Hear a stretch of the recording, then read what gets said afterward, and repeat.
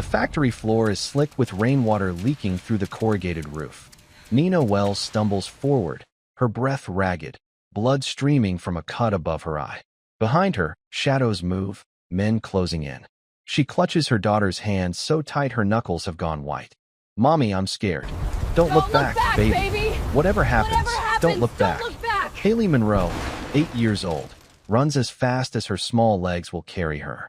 She doesn't understand why the man in the expensive suit wants to hurt them. She doesn't understand why her mother is crying. She only knows that 3 days ago, she gave blood to save a stranger's life, and now everything is falling apart. Behind them, a voice cuts through the darkness, deep, commanding, desperate. "Nina, get down." The shot rings out. Glass explodes. Someone screams. And in that moment, 3 lives collide in a single, shattering truth.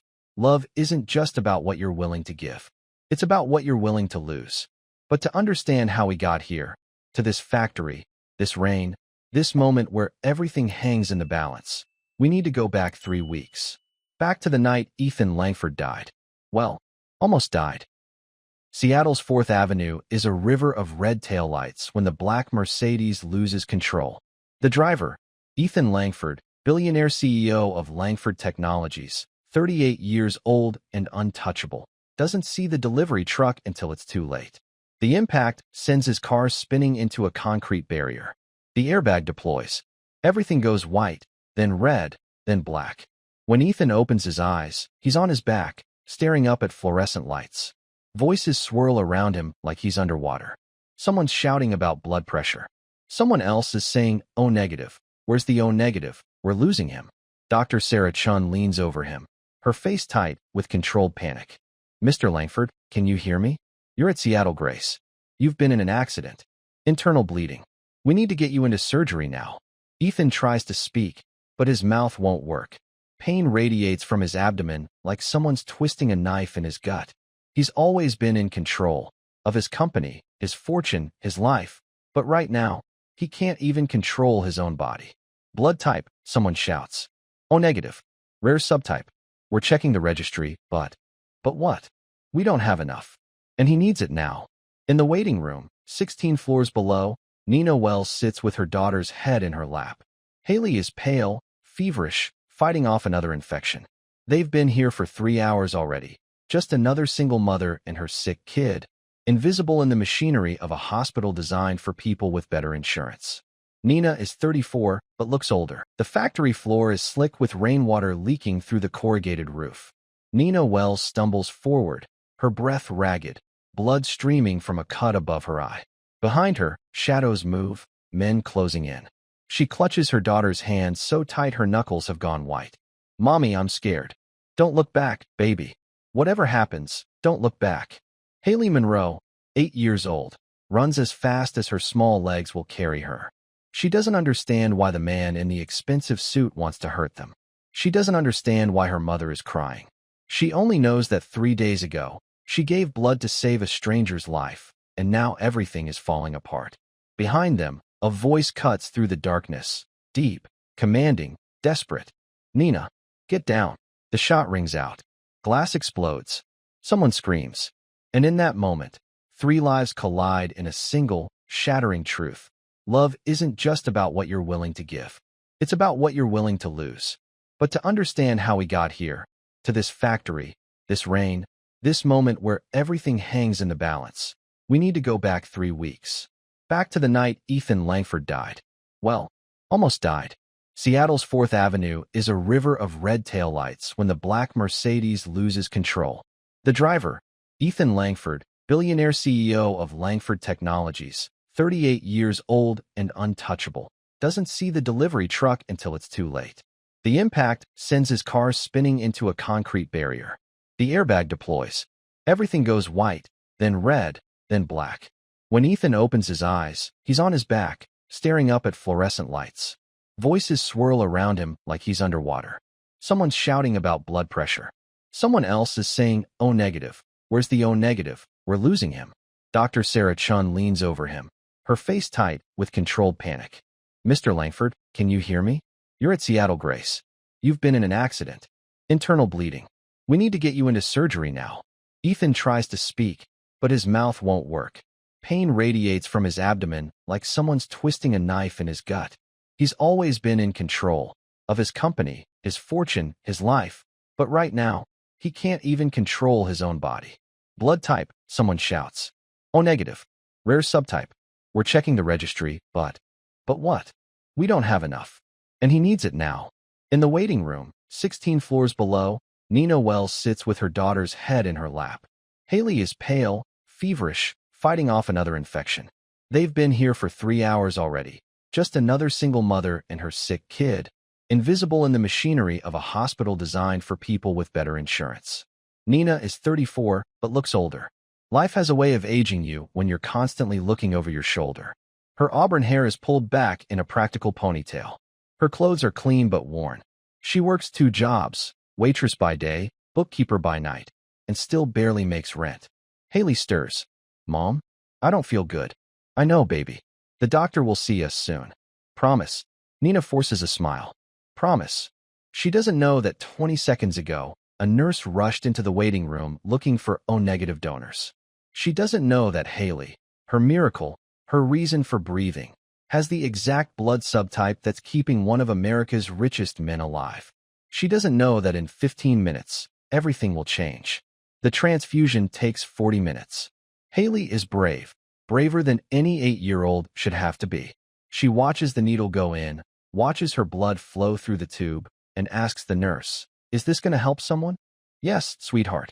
You're going to save a life tonight." "Like a superhero?" The nurse smiles. "Exactly like a superhero." Nina holds her daughter's other hand, fighting back tears. They offered her $500 to let Haley donate, more money than Nina's seen at once in months. She said yes because she had to, because Haley needs medication they can't afford, because sometimes you make choices that haunt you. But watching her daughter's face go pale, watching the blood leave her small body, Nina feels something crack inside her chest. Is she going to be okay? Nina asks for the 3rd time. She's doing great, Ms. Wells. Really, you should be proud. Proud. That's a word Nina hasn't felt in 8 years. Ethan wakes in the ICU to find his assistant, Marcus, hovering by the bedside. "You're alive," Marcus says, and Ethan can hear the relief in his voice. "Barely. Jesus, Ethan, you flatlined twice." Ethan's throat is dry. "What happened?" "Car accident. Internal bleeding. They gave you 20 units of blood. Most of it came from a kid, some little girl in the ER. Only donor match in the entire city. A kid." Ethan closes his eyes. He's built his empire on ruthless calculation, on never owing anyone anything. And now he owes his life to a child. "Find out who she is," Ethan says. "I'll write a check." But when Marcus returns with the file, Ethan's hand freezes over the hospital paperwork. Donor name, Haley Monroe. Age, 8. Mother, Nina Wells. Nina. The name hits him like a second car crash. Ethan Langford at 30 was hungry in a way only the poor understand. He worked as a mechanic in his father's garage, hands perpetually stained with engine grease, dreams bigger than his bank account. He had nothing, no money, no connections, no future worth betting on. Then he met Nina Wells at a coffee shop near Seattle University Law School. She was studying for the bar exam, buried in case law, and he made her laugh by asking if all lawyers drank that much coffee, or if she was just preparing for a very long trial. She said, "Both, actually." He fell in love with her in about 30 seconds. Nina came from wealth, old Seattle money, the kind that bought respectability along with real estate. But she was different. She wanted to earn her own way, to build something that mattered. Her parents had died when she was 19, leaving her Joyce Holdings, a modest but profitable tech manufacturing company. She was determined to honor their legacy. But Nina had a problem. Richard Sawyer III. The Sawyers owned Sawyer Industries, the kind of corporate dynasty that treated Seattle like their personal kingdom. Richard, handsome, polished, sociopathic, had been engaged to Nina since they were teenagers, an arrangement between families that Nina never wanted but couldn't escape. "I'm going to break it off," she told Ethan one night, in his tiny apartment above the garage. "After graduation, I'll be a lawyer, I'll have my company, I'll be free." Ethan pulled her close. "Then we'll build something together. You and me." He believed it. They both did. But the Sawyers don't lose what they think belongs to them. Ethan stares at the DNA test results for the 14th time. The paper shakes in his hands.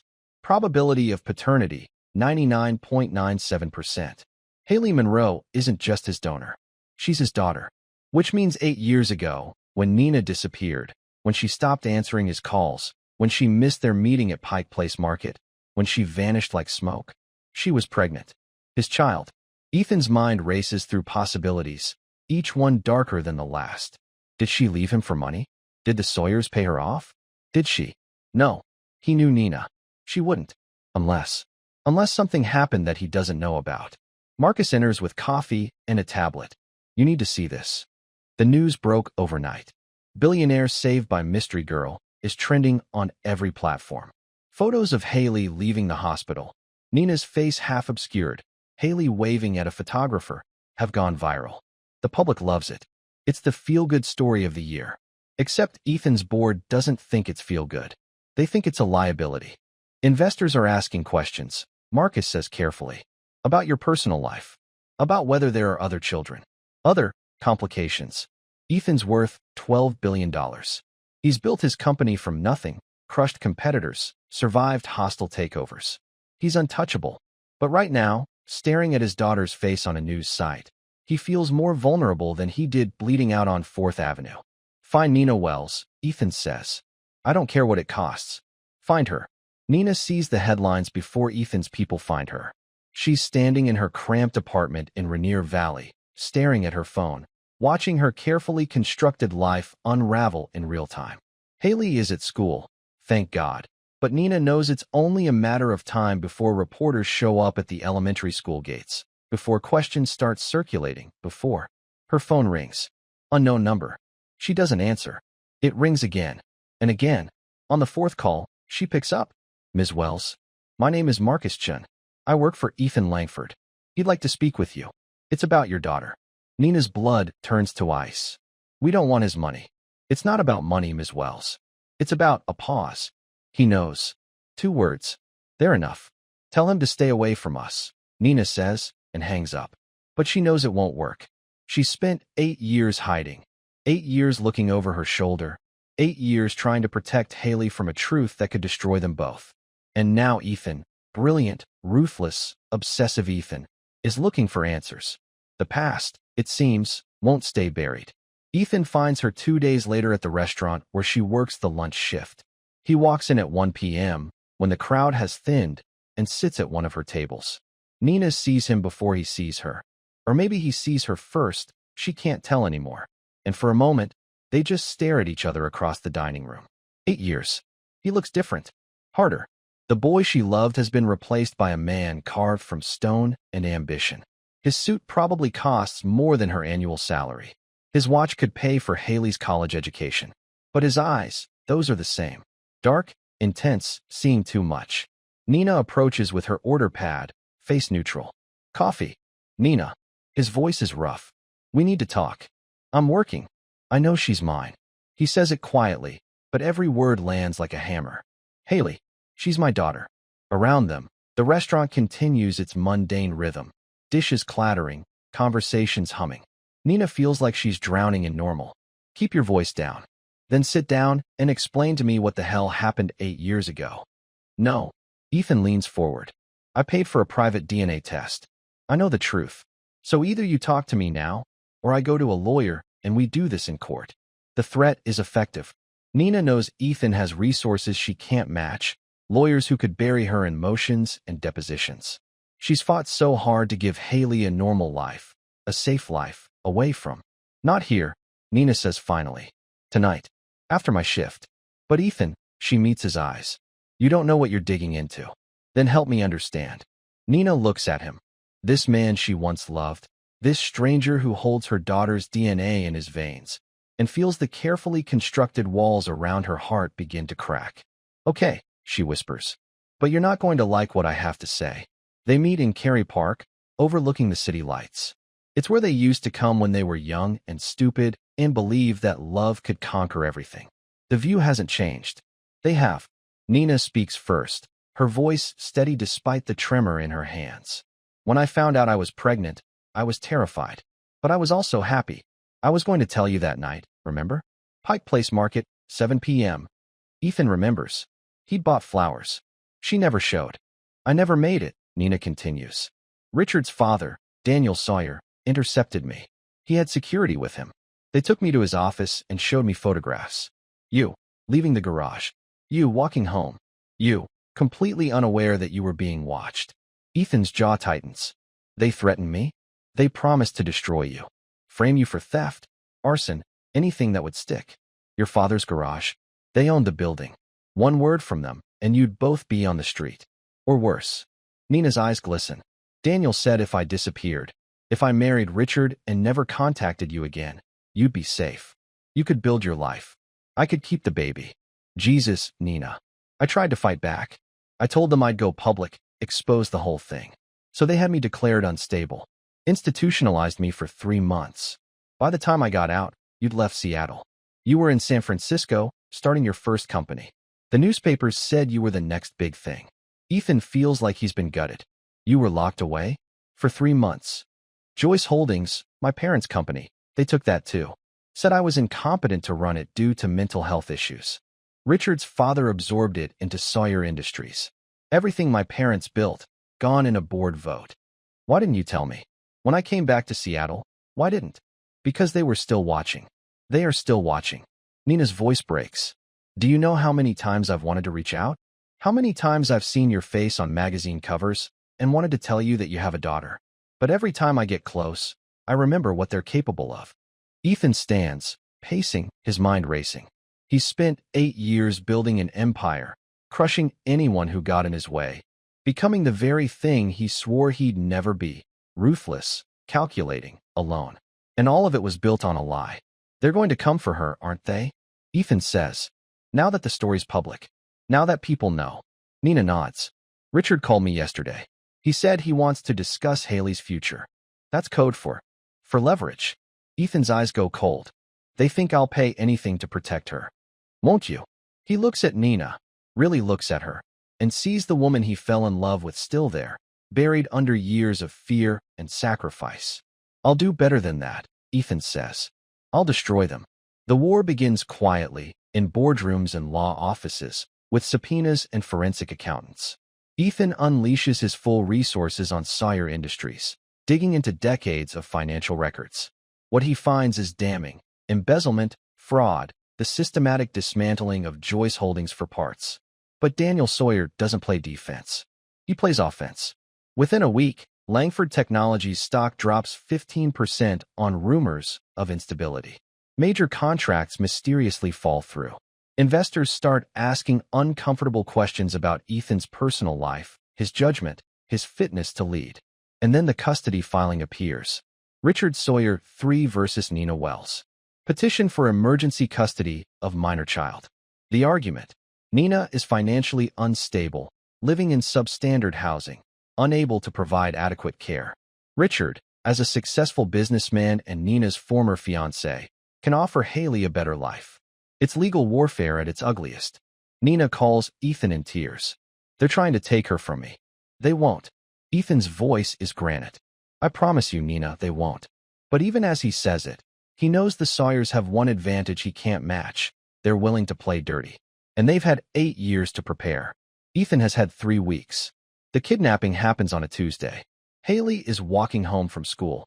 Nina has picked her up every day for 8 years. But today she's running late because of a meeting with lawyers when a black SUV pulls up. A man in a suit steps out, smiling. Haley, your mom asked me to pick you up. She's at the hospital. Haley isn't stupid. Her mom has taught her about strangers, about trusting her instincts. But the man knows her name. And he says the word hospital. And suddenly Haley is 8 years old again, watching her blood flow through a tube, scared and small. Is my mom okay? She'll be fine. But she wants to see you. Come on. Haley gets in the car. By the time Nina realizes what's happened, by the time she arrives at the school to find her daughter gone, by the time she calls Ethan in a panic, 2 hours have passed. Ethan's phone rings. Unknown number. Richard Sawyer's voice is smooth as oil. She's safe, Langford. For now. But if you want to keep her that way, you'll back off. Drop the lawsuits. Stop digging into my family's business. And maybe, I'll let her go. If you hurt her, you'll what? You're a businessman, Ethan. Act like it. This is a negotiation. The line goes dead. Ethan stands in his office, surrounded by glass and steel and all the trappings of his success, and feels utterly powerless. He spent 8 years learning how to win, but he's never faced a fight where losing means losing everything that actually matters. Nina arrives at his penthouse 20 minutes later, wild-eyed and desperate. Did they call you? Do they have her? Ethan, please. He pulls her into his arms. She collapses against his chest, and for the first time in 8 years, they're holding each other again. I'll get her back, Ethan promises. Whatever it takes. How? They want you to give up Joyce Holdings. They want you to walk away from everything you've built. I don't care. Nina pulls back, searching his face. You don't mean that. But Ethan does. Somewhere in the last 3 weeks, somewhere between learning he had a daughter and watching Nina fight for her child, something fundamental has shifted inside him. Money doesn't matter. Power doesn't matter. The only thing that matters is standing in this moment, holding the woman he never stopped loving, and knowing that their daughter is out there, scared and alone. I'll trade it all, Ethan says. The company, my fortune, everything, just to get her back safe. Nina's eyes fill with tears. They'll never let her go. You don't know Richard like I do. This isn't about money anymore. It's about control. Then we take control back. How? Ethan's mind is already racing, calculating angles, seeing the board from every direction. The Sawyers think they've won because they have Haley, but they've made one critical mistake. They've given Ethan nothing left to lose. And a man with nothing to lose is the most dangerous man in the world. The abandoned factory in South Seattle is exactly the kind of place you take someone when you don't want to be found. Ethan's security team tracks Richard's SUV to the location using traffic cameras and satellite imaging. They have the building surrounded within an hour. But Ethan doesn't wait for the police. He goes in alone. Nina tries to stop him. They'll kill you. Ethan, please, wait for backup. But he's already moving, crossing the rain-slicked parking lot toward the building's entrance. He's unarmed, wearing a suit that's now soaked through, and he knows this is probably the stupidest thing he's ever done. He doesn't care. The factory floor is vast and empty, machinery long since hauled away, leaving only concrete pillars and shadows. Ethan's footsteps echo. In the center of the space, under a flickering work light, Haley sits on a folding chair. Richard stands behind her, one hand on her shoulder. Ethan Langford, Richard calls out. Right on time. I knew you'd come alone. That's the thing about men like you. You think you can solve everything yourself. Ethan walks forward slowly, hands visible. Let her go. We had a deal. You dropped the lawsuits. I released the girl. Have you dropped the lawsuits? No. Richard smiles. Then we have a problem. Haley looks up at Ethan, and even in the dim light, he can see she's been crying. But her voice is steady when she speaks. Are you the man I saved? Ethan's heart cracks. Yes, sweetheart. I am. My mom said you're my dad. The words hang in the air. Richard's smile falters. Is that true? Haley asks. Ethan meets his daughter's eyes. This girl he's only known for 3 weeks. This stranger who shares his DNA. This miracle who saved his life. And tells her the truth. Yes. Behind him, Nina appears in the doorway. She's flanked by 2 of Ethan's security team, but she waves them back and walks forward alone. Rain drips from her hair.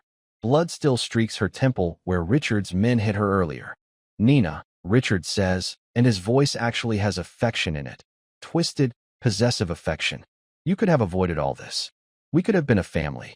We were never going to be a family, Nina says quietly. Because you don't know what family means. She takes another step forward. Joyce Holdings. That's what this is really about, isn't it? Not me. Not Haley.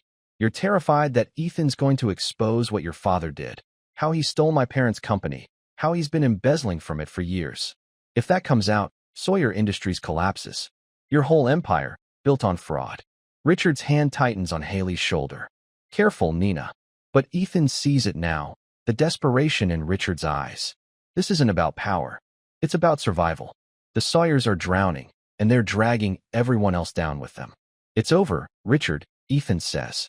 I've already sent the evidence to the SEC. By morning, your father will be in federal custody. You can let Haley go and walk away, or you can go down with him. For a long moment, Richard doesn't move. Haley sits perfectly still. Outside, sirens begin to wail, the police finally arriving. Then Richard does something Ethan doesn't expect. He laughs. You think you've won? You think this is over? He pulls a gun from his jacket. I'm not going to prison. And if I'm going down, I'm taking. Nina moves. She throws herself between the gun and Haley, and the shot that was meant for the child hits the mother instead. Nina crumples. Haley screams. And Ethan doesn't think. He charges. Richard gets off 2 more shots, both hitting Ethan's center mass, but momentum carries him forward. He slams into Richard, driving him backward into a concrete pillar. They go down together in a tangle of limbs. The gun skitters across the floor. Ethan doesn't know how to fight. He's a businessman, not a brawler. But rage is its own kind of strength. He drives his fist into Richard's face once, twice, until security pulls him off and slams Richard face first into the concrete. Nina. Ethan crawls to where she's lying, blood pooling beneath her shoulder. Haley is crying, pressing her small hands against her mother's wound. Stay with me, Nina, please. Nina's eyes flutter open. Haley. I'm okay, Mommy, I'm okay. Paramedics flood in. Someone's shouting about blood loss, about stabilizing the wound. Ethan feels hands on him too. He's been shot twice, he realizes distantly, once in the shoulder, once in the side. But he can't tear his eyes away from Nina's face. You came for her, Nina whispers. Ethan grips her hand. I came for both of you. Ethan, I never stopped. I know. Me neither. And then she's being lifted onto a stretcher, and Haley is being guided away by a female officer, and Ethan tries to stand, but his legs won't work anymore. The world tilts sideways. Someone catches him before he hits the ground. The last thing he sees before unconsciousness takes him is Nina's blood on his hands, mixing with his own. Ethan wakes in the same ICU where his journey began 3 weeks ago.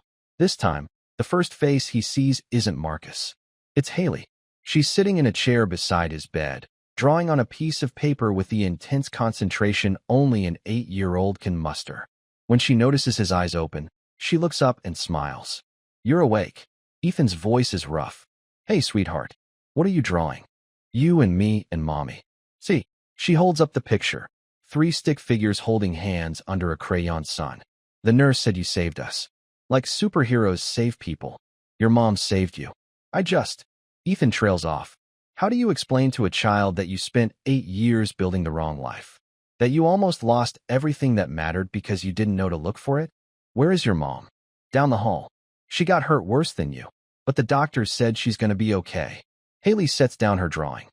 Are you really my dad? Yes. Okay. She considers this with a child's logic. Does that mean you'll come to my school play?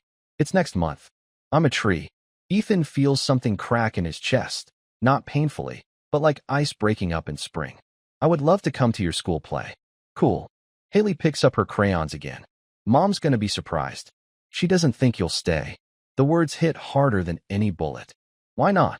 Haley shrugs. She says important men always leave. But I think you're different. I am, Ethan promises. I'm not going anywhere. And for the first time in 8 years, he means it. Nina appears in the doorway an hour later, being pushed in a wheelchair by a nurse. Her arm is in a sling. Her face is pale, but she's alive. When she sees Ethan awake, relief floods her features. You're okay. So are you. The nurse helps Nina into the chair beside Haley's, then discreetly withdraws. For a moment, the 3 of them just sit there, father, mother, daughter, in the sterile light of a hospital room, alive against all odds. Richard's in custody, Nina says. His father too. The SEC seized everything. Sawyer Industries is being dismantled. And Joyce Holdings? A small smile touches Nina's lips. The forensic accountants found it, buried in subsidiary companies, but intact. My parents' company. Everything they built. It's still there. It's yours, Ethan says. Always was. Nina looks at him, really looks at him, and Ethan sees the girl he fell in love with in the worn-down woman she's become. What happens now?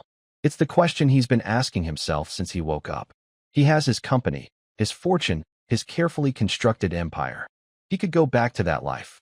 He could write a check, set Nina and Haley up comfortably, and return to board meetings and quarterly reports and the comfortable numbness of success. But then Haley reaches out and takes his hand, small fingers wrapping around his.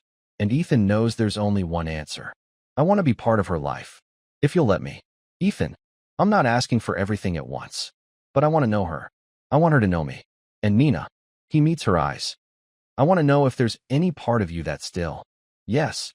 The word comes out fierce and immediate. God, yes. I never stopped, Ethan.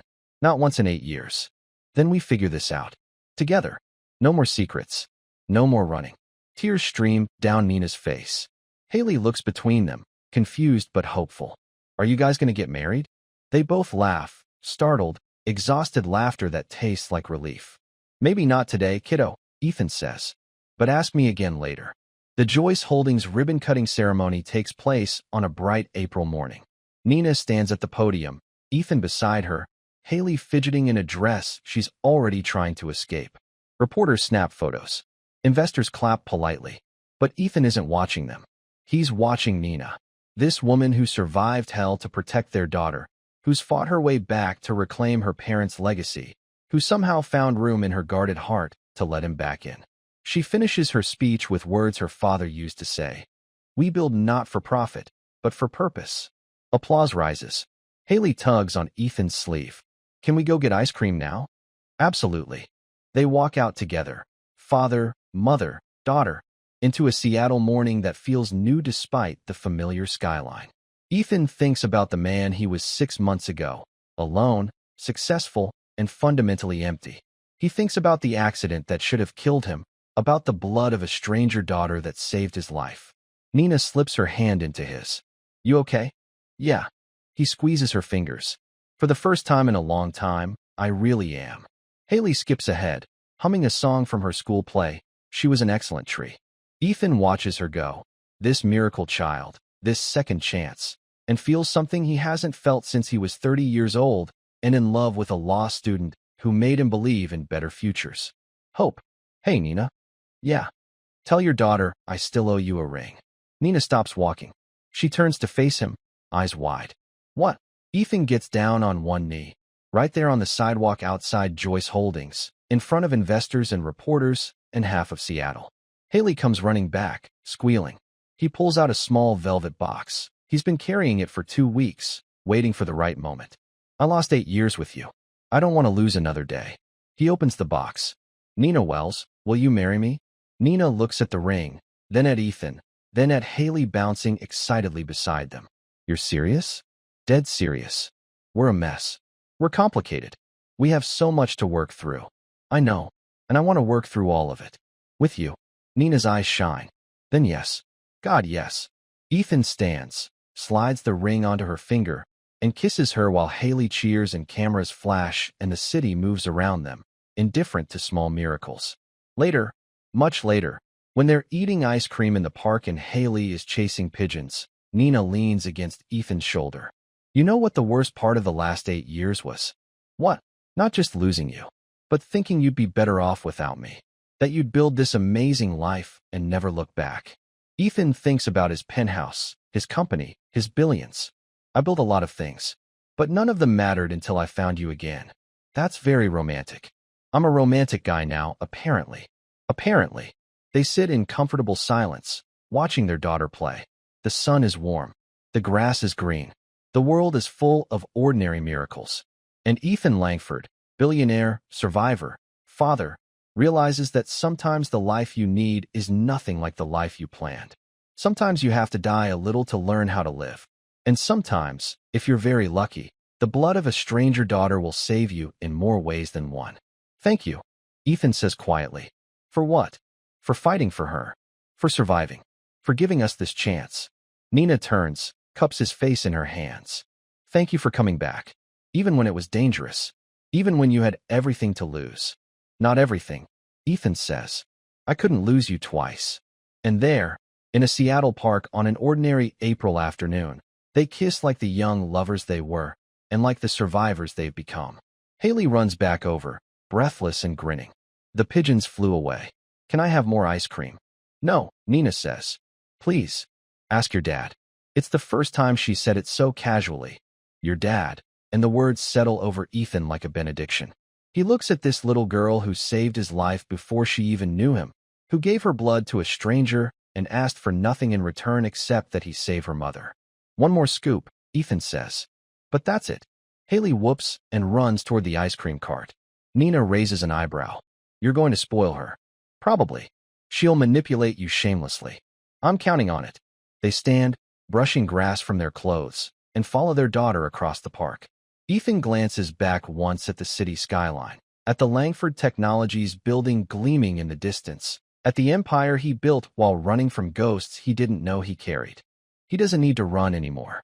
The wedding is small, just family and close friends, in the same park where Ethan proposed. Haley is the flower girl, taking her responsibilities very seriously. She's 10 now, taller, her face beginning to lose its childish roundness. But when she smiles at Ethan from the end of the aisle, he still sees the 8-year-old who sat beside his hospital bed, drawing pictures of a family that didn't yet exist. Nina walks toward him in a simple white dress, no veil, no pretense. She's rebuilt Joyce Holdings into one of the most innovative tech manufacturers on the West Coast.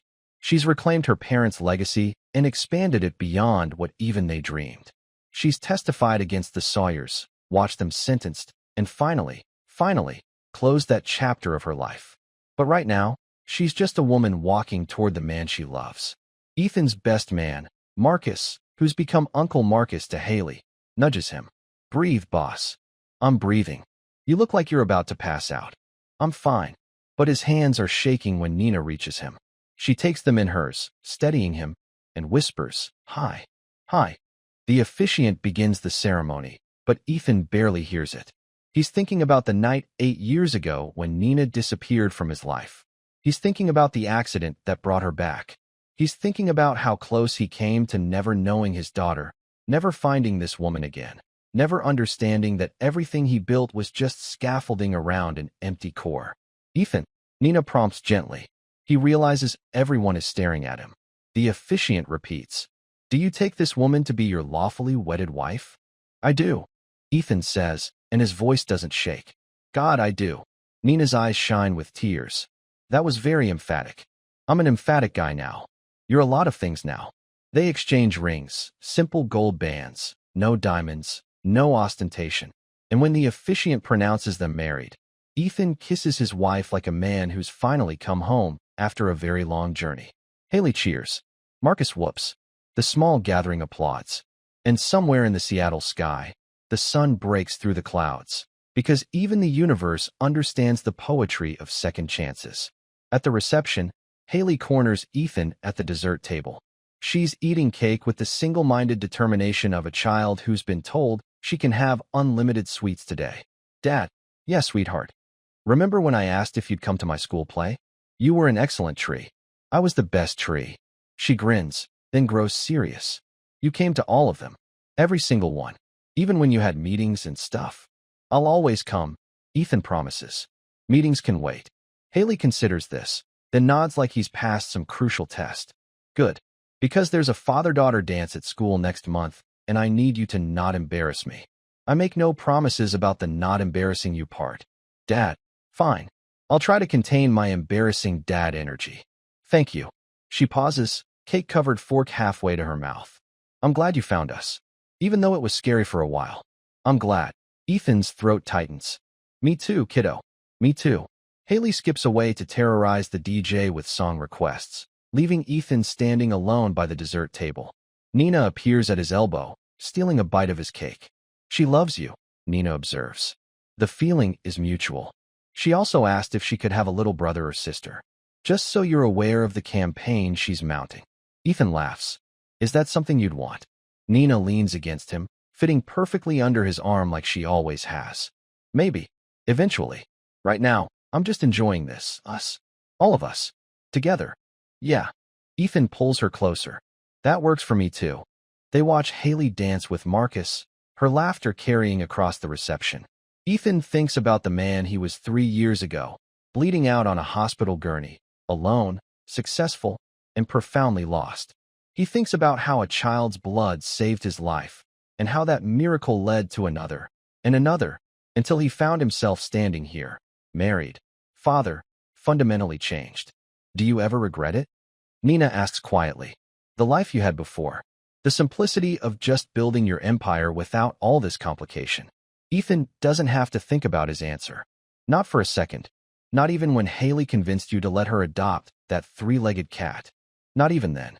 Not even when Joyce Holdings and Langford Technologies merged and you had to negotiate with me across a boardroom table. Especially not then. You're terrifying in negotiations. It's very attractive. Nina laughs. The sound Ethan fell in love with 15 years ago and will love for the rest of his life. I'm serious, though. You gave up a lot. Control of your company. Your bachelor lifestyle. Your carefully ordered existence. I didn't give up anything that mattered. Ethan turns to face her fully. You want to know what I learned? That blood isn't just what runs through your veins. It's what binds you to people. It's the sacrifice you make. It's the thing that saves you even when you don't know you need saving. That's very philosophical. I had a lot of time to think in that hospital bed. Both times. Nina rises on her toes and kisses him, soft and sweet and full of promise. I love you, Ethan Langford. I love you too. Both of you. All of us. All of us, Nina echoes. I like the sound of that.